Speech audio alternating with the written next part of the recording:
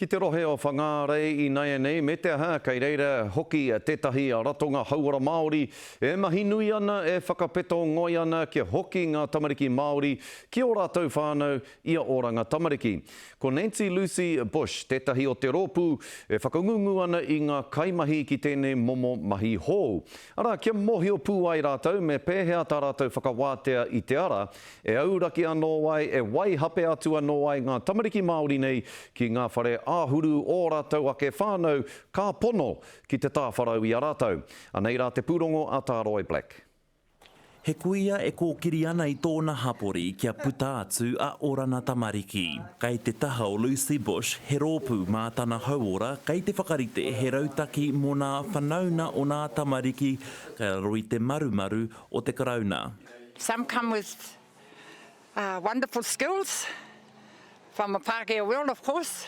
Engari, our job at the moment is kind of giving a balance to that from a Māori point of view. Ko te ratona te haua whiowhio kei tēnei hapori o whānarei ki ki ana I te rawa kore ko o tāna rei. Me te aha kei te whakanunu hoki tēnei huna me pēhea te tūhono atu ki ngā whānau. That hasn't been easy because there's still others going through oranga tamariki, trying to get the legal guardianship of their mokopuna. And I'm happy to hear that we're going to be able to capture those kids legally with their kaumātua men, and, you know, they will be looked after by them. Kua taka te mana o Orana Tamariki mo te patu tamariki me te kāhaki pēpē huri noa.